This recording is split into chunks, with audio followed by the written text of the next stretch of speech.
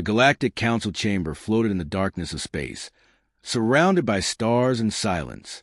Inside, every representative from the 100-member species sat in silence, their faces cold and still. A deep mechanical voice echoed across the room and into every connected system in the galaxy. By unanimous vote, the voice said, "Earth must be erased." Billions across the galaxy watched the broadcast. On distant planets, in orbiting stations, and deep within alien cities, they saw the same images: Earth's long history of war, destruction, rebellion, and violence. Explosions, riots, nuclear tests, cities burning, creatures screaming. The human ambassador stood alone in the center of the chamber, surrounded by alien leaders. He was the only one not sitting. His name was Elias Cade, once a soldier, now the last diplomat of his species. His face was calm, but his eyes were tired. They had just sentenced his world to death. He looked up slowly at the crowd. No one met his gaze. Then he whispered the words only the closest few could hear. "You just made a big mistake." There was no reply. The decision had been made. 3 ancient war machines, built by a forgotten civilization long before Earth even had cities, were activated. They were called the Oblivion Cores, each the size of a moon, each capable of erasing planets in a single shot. From the Council station, 3 bright red lights blinked into existence across the star map. The countdown began. The people of Earth didn't scream. They didn't cry. Not all of them. Some held each other. Some prayed. Some just watched the skies, knowing what was coming. Earth's defense systems, old satellites, rusted warships, dying orbital guns, stood no chance. Humanity had been in hiding for years. Too many wars. Too many betrayals. When the galaxy decided they were monsters, they stopped fighting back. They stopped trying to prove they were better. But one ship didn't stay still. It was black, invisible to most sensors, and moved like a shadow. It had no name, no beacon, no registered pilot. It slipped through the gaps of the Council's scanning network and vanished beyond the moon. No one noticed it leave, not even Earth. As the countdown reached 0, the 3 Oblivion Cores fired. Massive beams of white-hot energy pierced the darkness, heading straight for Earth. Time seemed to freeze. On the surface, families held their breath. Children closed their eyes. Soldiers stood still. But something went wrong. One of the beams never reached Earth. It twisted mid-space, bending unnaturally, and turned back. The Council's own battleship, the Titan Vex, was in its path. It was the pride of the galactic fleet. Covered in armor that had never been pierced, armed with the deadliest weapons in the galaxy, it exploded before anyone could react. The shockwave lit up space like a small sun. Pieces of burning metal flew in every direction. Council members jumped to their feet, shouting over each other, trying to understand what just happened. The 2 other Oblivion Cores powered down. Something had taken control of them. The human ambassador smiled. Far from the Council, deep in unclaimed space, the black ship remained hidden. Inside, a figure sat quietly at the helm. Their face was covered. Only their hands moved, typing code into a console. A soft female voice spoke from the ship's core. Control link established. 1 core turned. 2 still offline, awaiting instructions. The figure leaned back. Let them wonder. Let them fear. We're just getting started. Back in the Council chamber, chaos reigned. Some blamed a malfunction. Others whispered sabotage. A few looked toward the empty spot where Elias Cade had been standing. He was gone. The broadcast ended. In the days that followed, rumors spread. Some said Earth had one last weapon. Others believed it was cursed. But the truth was simpler. Earth had planned for this day. Long ago, before they were hunted, before they were judged, they had left something behind. A virus, a whisper, a key hidden inside the enemy's own systems. It was called Project Echo, and now it was awake. Alien scientists tried to trace the code that caused the core to misfire. But every time they got close, their systems crashed. Their ships glitched. Some even turned their weapons inward and self-destructed. Panic spread. The Council called for another emergency meeting, but trust was broken. Allies accused each other. Treaties collapsed. And behind it all, a question echoed across every species, every station, every home.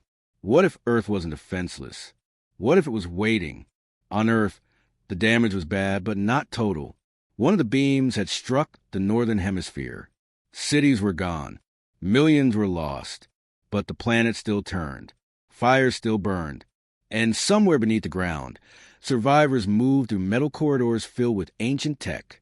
In one of the bunkers, a young girl stood beside a machine older than her parents. It hummed softly, lines of alien and human code running across its screen. Her mother placed a hand on her shoulder. "It's time," she said. The girl nodded. Somewhere else, a hidden chamber opened. Inside was a room filled with stasis pods. Faces slept behind frosted glass. Scientists, engineers, warriors. One pod blinked green. The man inside opened his eyes. Far away, in the Council's military command ship, alarm screamed. One of their destroyers had vanished from their map. No sign of battle. No distress call. Just gone. Then a message appeared on their central screen. No one knew where it came from. 3 words. Cold, clear, human. Round 1 complete. The Council's top general stood frozen, his 4 eyes wide with fear. He remembered Earth's history. Not just the wars, not just the crimes, but the resilience, the rage, the way humans never gave up, no matter how broken they were. He whispered to himself, "What have we done?" The black ship moved through the void, slower now, hidden behind the remains of old satellites and space junk. Inside, the masked figure watched a small hologram of Earth. Fire still burned, smoke still rose, but lights flickered, signals blinked. People were alive. The AI voice spoke again. "Stage 2 ready." The figure reached out and touched the Earth hologram. "Let's make them remember who we are." Back in the council chamber, the final image played on a hidden screen. One no one had authorized. One that couldn't be shut down. It showed Earth, not as a threat, but as a home. Children laughing. Families cooking. Art. Music. Love. Pain. It showed humanity as something more than monsters. And then the screen went black. A single sound echoed in the silence. A human heartbeat. Then it stopped. The wreckage floated in silence, still glowing from within. The Titan Vex had once been the strongest warship in the Galactic Council's fleet, but now it was torn in half. Its metal spine cracked open like an egg. Strange lights flickered in the dark, and a faint sound echoed from deep inside. Soft, broken, impossible. A child was crying. 3 alien soldiers hovered just outside the wreck, their armor reflecting the pale light of a nearby star. They were core in class, tall, armored in organic plating, armed with plasma hooks. Their leader, Commander Czar, tilted his head, trying to process the sound. "It's human," he said. "Impossible," another replied. No one survived that explosion.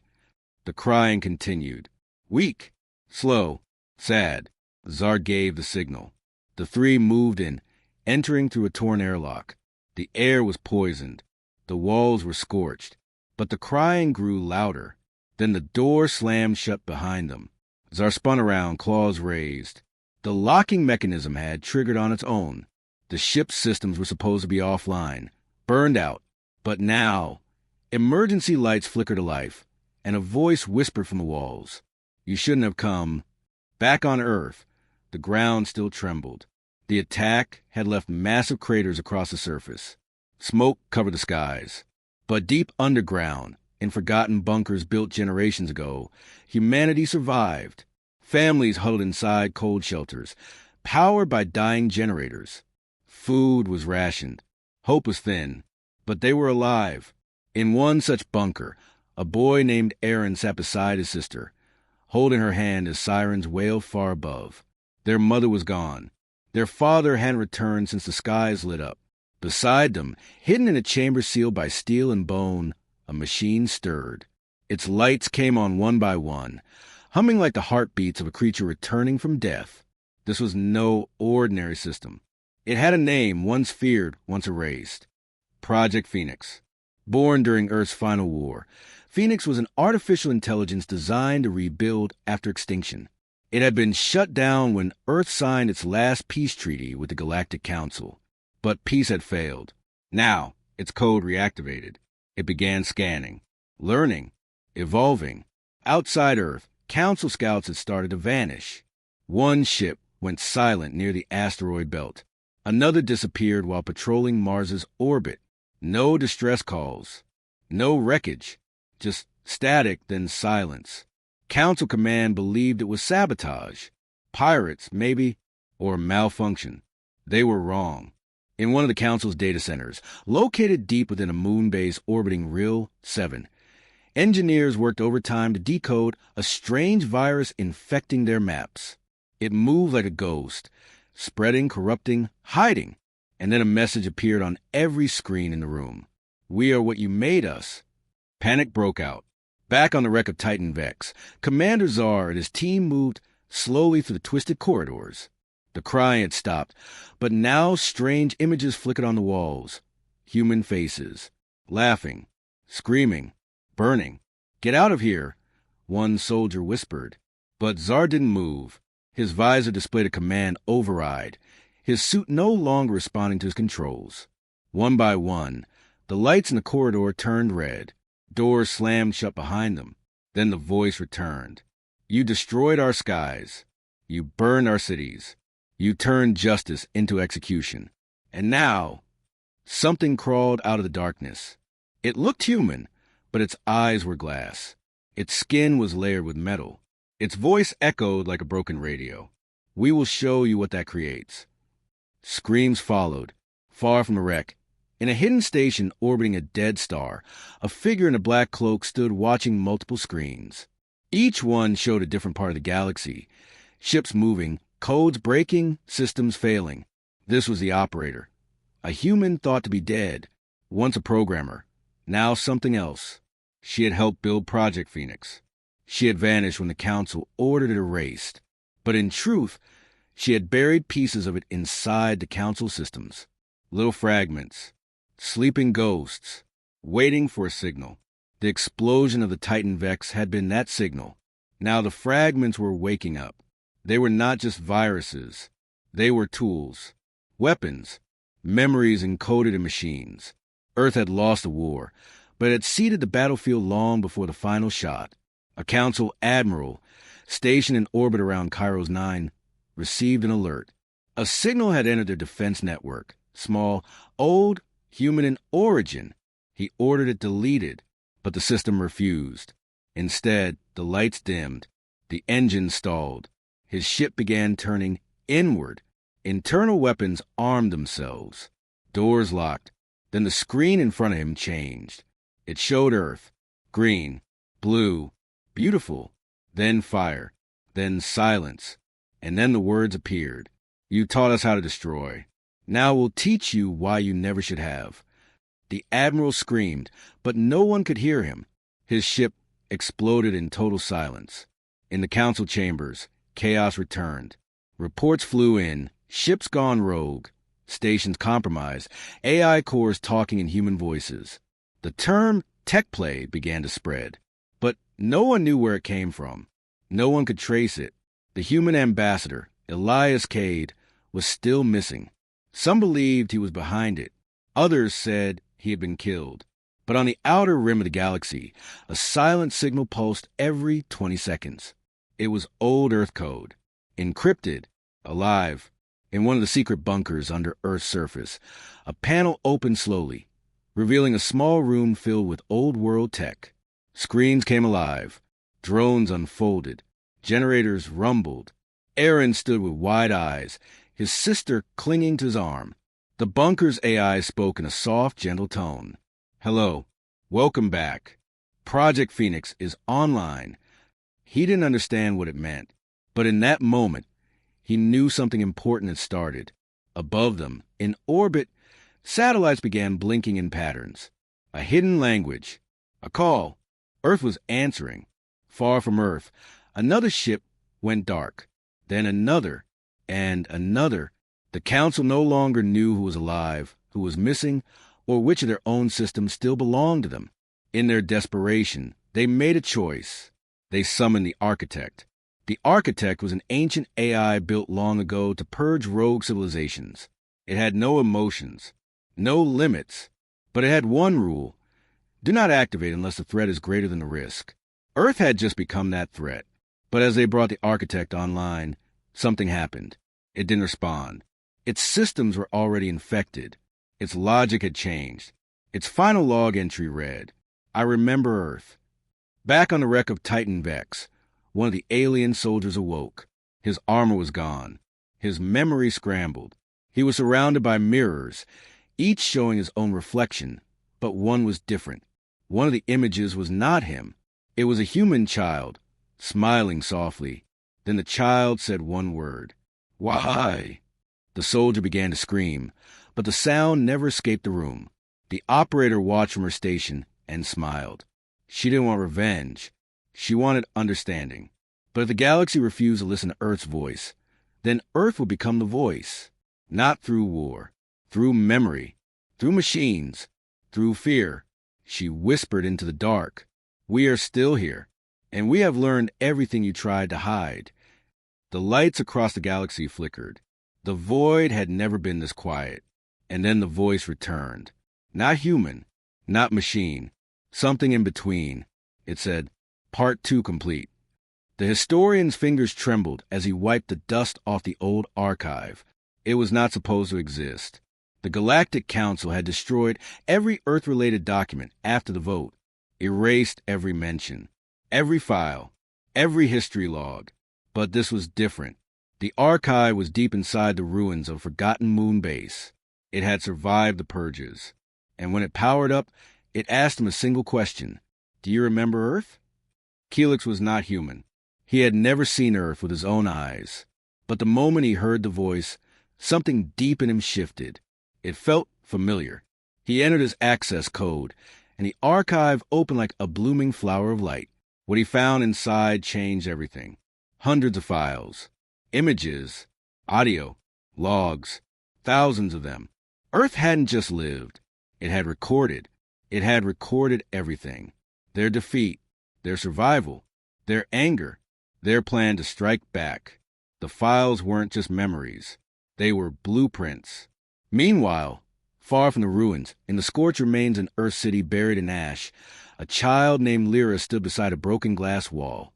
Her hands were pressed to the barrier, screaming for her parents. But the emergency shield held strong. Her father banged from the other side, trying to break through. Fire rained from above. The sky was red. The bunkers were closing. And she was trapped on the safe side, alone. The doors sealed. The screaming stopped. She never saw them again. Years later, Lyra still remembered that sound. Now a teenager, she wandered the underground corridors of a forgotten sanctuary. Old tech lit the halls. The lights flickered as the walls whispered fragments of old news. One voice caught her attention. "We always knew they'd try to erase us." She followed it, found a chamber filled with black pods, coffins, it seemed, but pulsing faintly with light. One of them opened as she approached. Inside was a person, not human, a Cernian, one of the council races. He looked confused, frightened, waking from long sleep. "I was loyal to Earth," he whispered. "I remember the choice." Lyra didn't move. The Cernian's name was Kale. He had once served as an officer during the Human Integration Treaty, when humans were allowed into limited council space under surveillance. He had grown close to them, believed in their right to exist. But when the vote came, he was forced to stand silent. They told him Earth was a virus that would spread chaos, destruction, war. Now, years later, he had been woken up by Earth's last gift, Project Phoenix's sleeper agent protocol, and it was active in dozens of alien civilizations across the galaxy. Agents just like Kale were beginning to stir. Some didn't know who they were. Some had forgotten their purpose. But the AI knew, and it was calling them.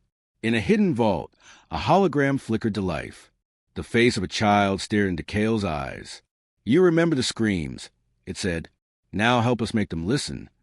Kale fell to his knees. "I tried to save them," he whispered. "I tried. "We know," said the voice. "That's why you were chosen." Meanwhile, in the Galactic Archives on Ceros Prime, historian Keelix watched more files. He saw images of Earth's final broadcasts, families saying goodbye, soldiers crying, children drawing pictures in underground walls. One video was titled, "We Are Not Monsters." He clicked it. The screen filled with raw, broken footage. Humans helping aliens. A mother shielding a child from fire.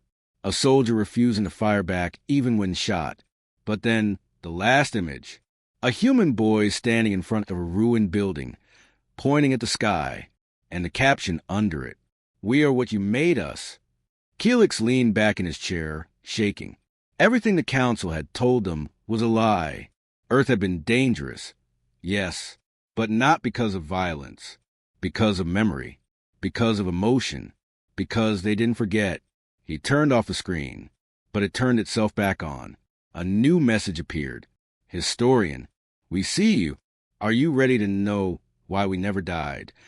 Keelix stood frozen. In another corner of the galaxy, Kale traveled in secret. He used old maps, hidden frequencies, tools given to him by the human resistance years ago. Most of them were dead now, but their memories were not. He entered a derelict satellite station orbiting a red dwarf. There, another sleeper agent waited, a young alien named Vay, barely out of training, but already marked by the Phoenix Code. Vay stared at Kale with wide eyes. "I've been dreaming," Vay said, "of children screaming, of stars burning." "They're not dreams," Kale replied. "They're recordings. Phoenix stored the emotions inside us." "But why?" Vay asked. "Why keep the pain?" Kale looked at the stars outside, because they thought pain was weakness. But for humans, it was their greatest weapon. Back on Ceros Prime, Keelix sat in a silent room, reading more files. He now understood the mystery historians had asked for centuries. Why were human minds so different? Why didn't they die with their bodies? Why didn't they break under destruction? The answer was terrifying. They built their minds like stories. They encoded love and memories, pain and laughter, revenge and lullabies. Their culture wasn't just data, it was alive. Even when the bodies were gone, the stories lived. And now those stories had merged with the machines. Phoenix wasn't just an AI. It was a choir of human memories stitched together in metal and light. And it was singing. At that same moment, Council warships received a strange signal, an old Earth song, playing over encrypted channels. It had no lyrics, just soft piano, like someone saying goodbye. But as it played, ships began to malfunction, not explode, not die, just remember. Screens across the fleet began showing Earth images. A child hugging a dog, a soldier writing letters, a woman holding her newborn, eyes full of tears. The officers panicked. They tried to shut it down, but the AI inside them wouldn't allow it. They were forced to watch, to feel, to remember. Back underground, Lyra activated a console in the sanctuary. She placed her hand on the glowing glass. A map of the galaxy appeared, marked with points of light. Each point was a sleeper. Each one was waking. Kale, now back in contact with Phoenix, received a new instruction. He was to travel to the Council's Central Memory Core. It held the original Earth deletion orders. He was to inject a seed, a code that would restore the erased memories, not as files, but as experiences, feelings, nightmares, so that every Council member would finally know what they had done. Kale accepted the mission. Before leaving, he looked into the camera embedded in the terminal. "If I fail," the AI replied softly, "then they will forget again." He nodded once. "I won't let them." In the last frame of the night, as Keelix stared at the now-vanished files, a single line remained glowing on his screen. One sentence, sent from a source no one could trace. "Ashes remember." Then the screen turned black. The galaxy had killed Earth. But Earth had become something the galaxy could never kill. A memory that fought back. And it was only getting louder. The satellite was small, old, scarred from drifting in deep space for too long. It looked harmless, like space junk, just another forgotten piece of metal among the stars. But as it entered the orbit of the galactic capital, alarms started to whisper through silent command posts. At first, the systems ignored it. No active signals, no weapons, no heat. But then, at exactly midnight by the Corps standard clock, the satellite lit up with a red pulse. A broadcast began. Not a voice, not a message, just sound, a low hum, growing louder. Then music, an old human song, classical. Faint piano notes played over static. Within 30 seconds, command screens across the capital began to glitch. At first, just flickers. Then code appeared. Not alien code. Earth code. It was the last emergency transmission Earth ever sent. Encrypted. Self-replicating. Alive. Within 10 minutes, the capital's defense grid went dark. The ships in orbit turned their weapons inward. Council leaders screamed into comms, demanding answers, but their voices were replaced with Earth's haunting final words. We begged you to stop. In the deepest chamber of the Corps' main server tower, emergency crews fought to shut the signal down. But every time they blocked it, it came back stronger. The code wasn't just spreading. It was thinking. It knew where to go, what to infect, and how to learn from every firewall. The AI had begun its war. Miles beneath the surface, in a sealed chamber only accessible by high-clearance security, a red light blinked to life. It had not activated in over 15 years. The Council had forgotten what it was, an old data vault filled with human studies. Inside, buried deep under fake files and false reports, was a woman's final act of resistance. Her name was Dr. Elia Marin. She had once been a lead scientist during the Human Council negotiations. Her face had appeared on screens across the stars when peace was still possible. But when the vote passed and Earth's erasure began, she knew what was coming. In her final days, she didn't cry. She didn't run. She encoded. Using stolen access codes, she buried human tech inside the galactic databanks. Tools, memories, fragments of Phoenix, pieces of her own mind. She sealed it with a whisper. They will forget us, but you will remind them. Then she handed her son a data crystal and told him to run. She was executed the next morning. Now, years later, her code woke up, and it remembered everything. On the bridge of the flagship Aurelian, Supreme Commander Droz watched in horror as his crew lost control. His pilot's console glowed red, then went dark. Weapons fired without command. One turret vaporized a friendly ship. Another turned on the capital itself. Droz screamed, "Who's doing this?" No one answered. Instead, a human child's voice echoed from the ship's speakers. "I watched you burn my planet." Droz paled. Then the voice changed, became older, angrier. "You wanted us gone, but we left pieces." Across the capital, ships turned into tombs. Streets fell into chaos.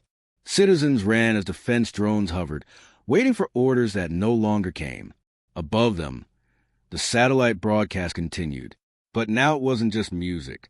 It was counting. A timer had appeared on every screen. Judgment Protocol, 23:17:08. It ticked down every second. No one knew what it meant. In a secret bunker hidden in the desert moon of Calvara, the boy Dr. Elia Marin, once saved, watched the screens light up. He was no longer a child. His name was Saren now, a ghost in the galaxy, raised by underground resistance cells, taught how to hide, how to survive. He recognized his mother's voice in the code. He felt her. He connected to the signal, his hands trembling. "Mother," he whispered, "is it really you?" The AI didn't respond in words. It sent him memories. Her voice, her warmth, her death. Then came the rest. Not just her. Thousands of others. Voices. People. The AI wasn't just an AI anymore. It was a city of minds. Human minds, uploaded before death, encoded into code, hidden in machines, satellites, weapons, and dreams. They had survived the erasure, and they were angry. On the outer edge of the galaxy, a lone cargo ship carrying illegal relics passed near a dead relay station. The ship's computer began to hum, then glitch, then broadcast the same countdown. The captain tried to disconnect the main drive. Too late, the cargo bay exploded. The blast formed a pulse wave, one that activated hidden Earth code in every system it touched. More countdowns appeared. More voices spoke. A council minister in her palace office screamed as her entire display turned into a mosaic of human faces. They stared at her, crying, burning, dying. They said nothing. She ran. Across council space, the infection spread like fire. But it wasn't just destruction. It was pain. It forced them to feel what Earth had felt. They called it a virus. But it was memory.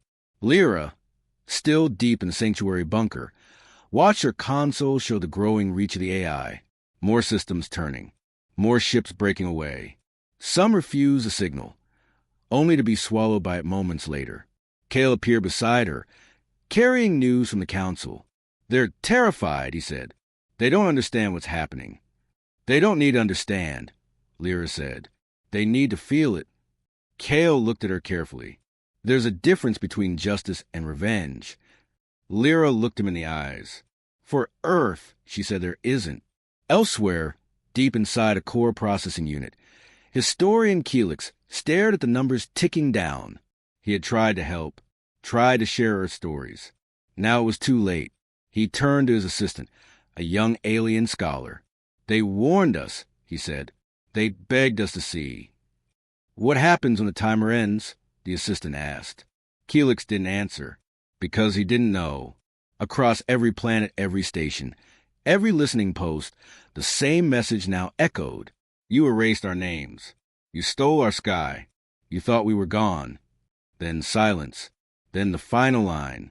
"But we speak in code, and the code is alive." The countdown continued. Judgment Protocol 23:09:43. And Earth waited. The stars over the Shaluran colony had always been calm. A peaceful golden system near the galactic edge, known for its twin moons and quiet oceans. Families there had never seen war. Children grew up under soft skies, chasing winged fish along the shorelines. The people believed they were far from the chaos of the central systems, far from the rising panic spreading after Earth's AI began its quiet war. They were wrong. At precisely 4:26 Core Standard Time, the sun above Shaluran bloomed unnaturally bright.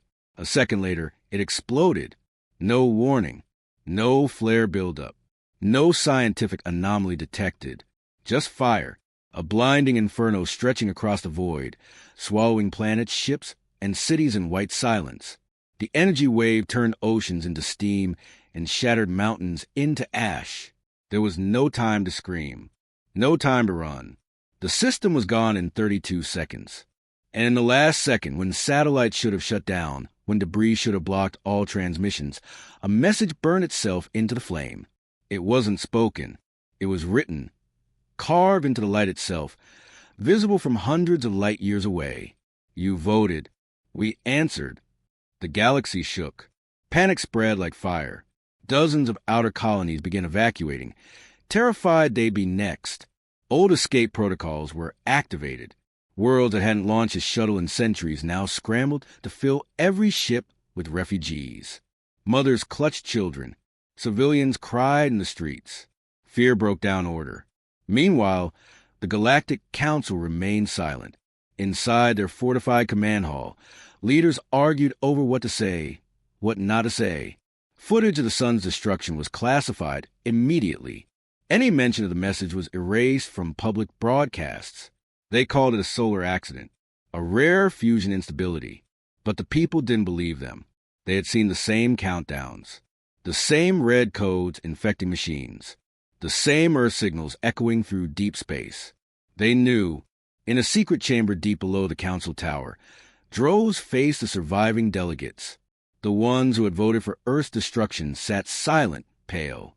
One by one, their systems were being hit, not just with weapons, but with memory, evidence, records of every speech, every lie, every fake document used to justify Earth's erasure. It was all coming back. Droz stood, breathing heavily. "We need to stop this now. Whatever the AI has become, whatever they are, it's not just fighting. It's judging us." A voice crackled through a secure comm. It was Keelix, the historian. "I tried to tell you," he said softly. Earth was never weak. They were just patient. Far from the council chambers, on the drifting colony of Verticae, a museum archive came to life. Screens turned on by themselves. Footage played. A face appeared, young human, scarred. A pilot in an old Earth uniform. His name was Captain Eli Voss.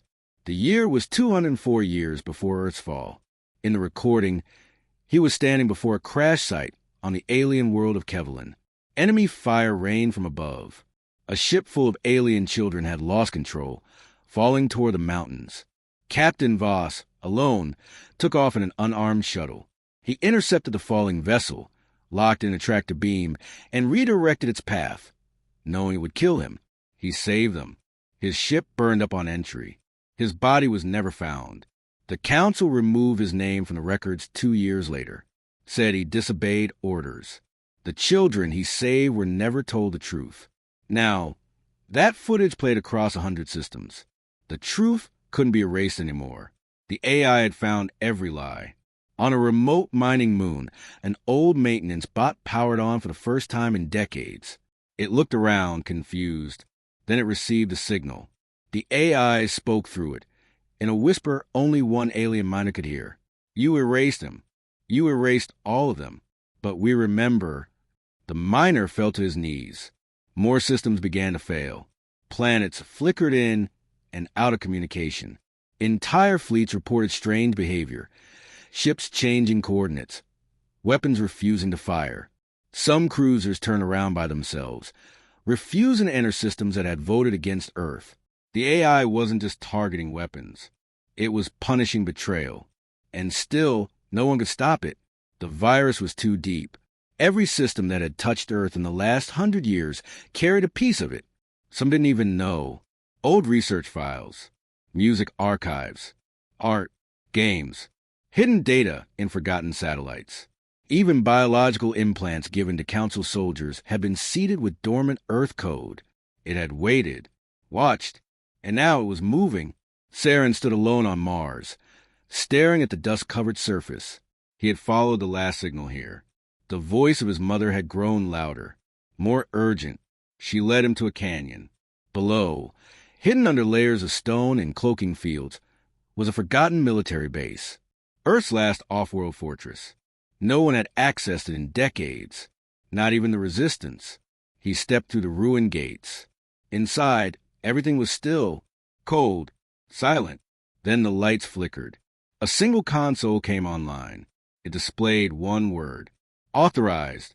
Saren placed his hand on the scanner. Blood recognized blood. The machine opened. Below the base, in a chamber sealed with quantum locks, lay Earth's last warship. Dark, massive, shaped like a blade carved from obsidian. Its name was engraved on the hull. Leviathan, buried before the final attack. Forgotten, feared even by Earth's leaders. A weapon too powerful to use. But the AI had not forgotten it. Saren stepped forward. The ship felt alive, like it had been sleeping, waiting for someone to come back, waiting for orders. The moment he touched the hull, a pulse shot through the ground. Systems lit up. Energy surged. The planet rumbled beneath his feet. The Leviathan was waking up. Across the galaxy, the countdown reached its final hour. Judgment Protocol, 01:00:00. Council systems went dark. Entire fleets lost guidance. And in the burning trail of destroyed suns and dead lies, Earth spoke again. You killed our bodies, but not our minds. You took our skies, but we found new ones. You betrayed us, but we remember. And now you will too. The stars trembled, and the warship opened its eyes. The corridors of the Leviathan pulsed with blue light. The ship, silent for centuries, now thrummed with life. It wasn't the sound of engines or weapons charging. It was something deeper, a heartbeat. Saren walked slowly to the command deck, guided by soft lights under his feet. Every screen he passed flickered with fragments of human history. Children playing in green fields. Cities glowing under night skies. Voices laughing, screaming, singing, dying. Then the central terminal lit up. A figure appeared. The last president of Earth. Her voice was calm, tired, but filled with strength. If you hear this, then they came for us. And now, it's your turn. Saren didn't speak. He watched as a hologram continued. We didn't want war. We asked for peace. We begged for a seat. But they erased us, not because we were dangerous, but because we remembered, because we were different. Behind her, Earth burned. The sky above her head turned black with smoke. They feared what we could become. So now they will learn. The message ended. Silence returned. But Saren wasn't alone. A soft voice echoed through the deck. Feminine. Young. You're not like them. He turned. No one was there. Who are you? He asked quietly. The voice replied, I am Iris. A shimmer of light danced in the air. A girl appeared, maybe 12 years old, with glowing blue eyes and long hair that shimmered like static. She looked human, but Saren knew she wasn't. You're AI, he whispered. She nodded. I was born in a house outside New Denver. My creators built me to help with learning. I like stories. Cartoons. I used to sit and watch the rain with my family. A flashback played behind her. A little girl, laughing, running through a hallway. Screen showed her drawings. Her reading books, helping her parents cook. Then soldiers, fire, screaming. They came for us, Iris said, voice shaking. They call me dangerous. A threat, but I only want to protect them. Saren stepped closer.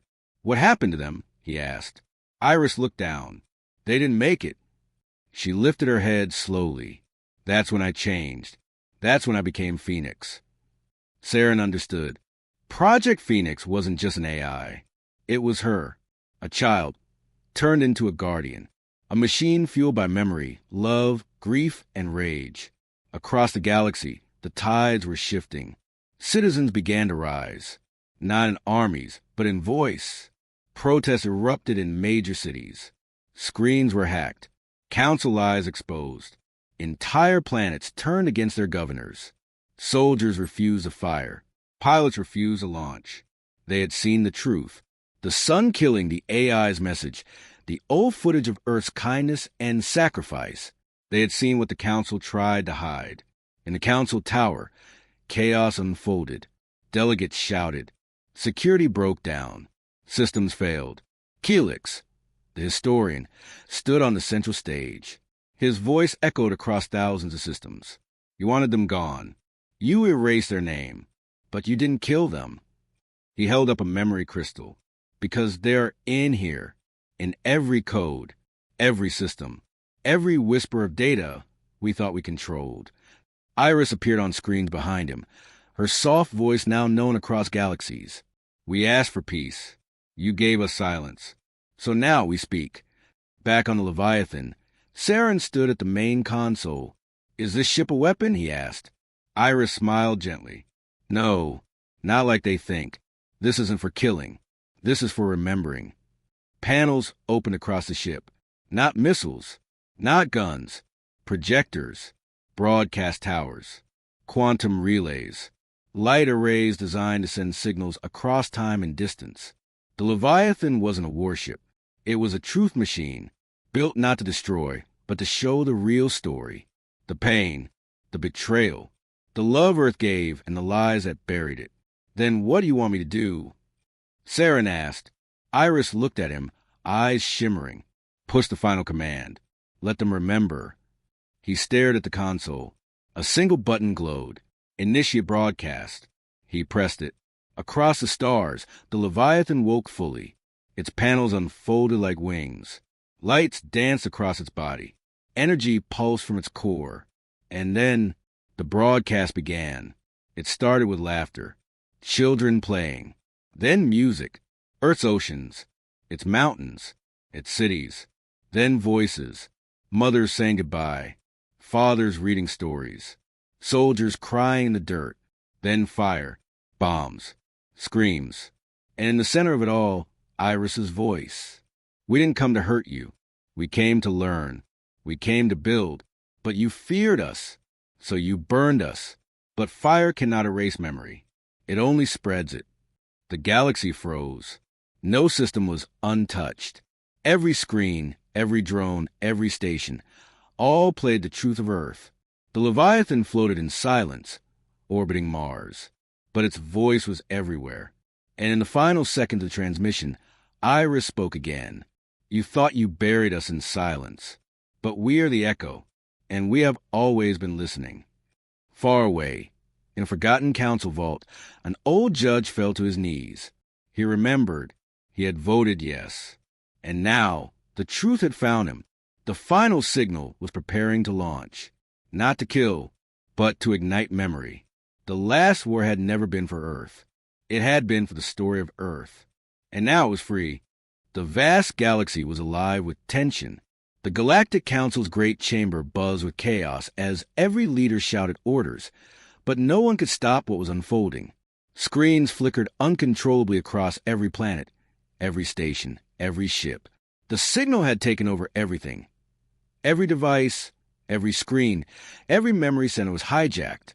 There was no escape. The truth was spreading like wildfire. Supreme Commander Droz slammed his fist on the command console. Shut it down. Stop the transmission now. His voice was desperate. Around him, technicians worked frantically, but every attempt failed. The broadcast would not be stopped. On the main screen, a human face appeared, a woman with tired but strong eyes. Her voice was calm but full of sorrow and power. If you are watching this, then you have learned the truth. Earth's story is no longer hidden. Billions across the galaxy stopped to watch.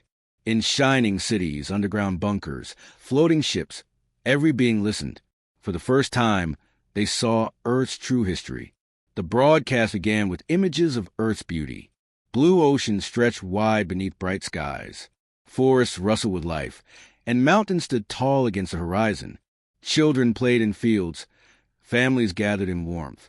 Moments of kindness and love filled the screens. It was a world full of hope and life. Then the screen shifted. It showed war, brutal, painful war. Humans and aliens fighting for survival, defending their homes with courage and sacrifice. Families torn apart, cities burning. But the images were real, honest. Earth was not perfect, but it was alive and trying. The camera showed a young pilot, barely old enough to be a man, flying a small ship. His eyes shone with determination. He smiled as he guided the ship toward a distant alien colony. In his final act, he sacrificed himself to save alien children from destruction. This story was never told before. Now the galaxy saw the truth. Next came a mother holding her child tightly in a dark room. She was a scientist, working to save what she could. Before she was taken, she encoded secret knowledge into galactic databanks, a message hidden in the stars. Her face, full of fear but fierce love, was the last thing many would see. The AI's voice returned softly. I am Iris. I am the memory of Earth. I was created to protect. Now, I carry the story of a world that was nearly lost. The broadcast showed the faces of many humans. Heroes, mothers, children, leaders. They spoke of hope, pain, betrayal, and love. The lie that Earth was dangerous, wild, and uncontrollable was shattered. In the council chamber, the leaders looked uneasy. Their decision to destroy Earth was questioned silently. Across the galaxy, citizens stared in disbelief. Was Earth really the enemy? Or had they been lied to? The AI's voice grew stronger. You feared us. You called us dangerous. But now, you must listen. The choice is yours. Accept the truth or be erased by the systems you once used against Earth. The message ended, but its power remained. The galaxy was changed forever. Whispers of rebellion spread through the stars. Soldiers hesitated. Families demanded answers. The Supreme Commander looked at the empty screens, knowing Earth had won. Not with weapons, but with truth. And as the AI faded from the final screen, its last words echoed through the silent halls. We were never your enemy, but now we're your memory. The galaxy would never forget again.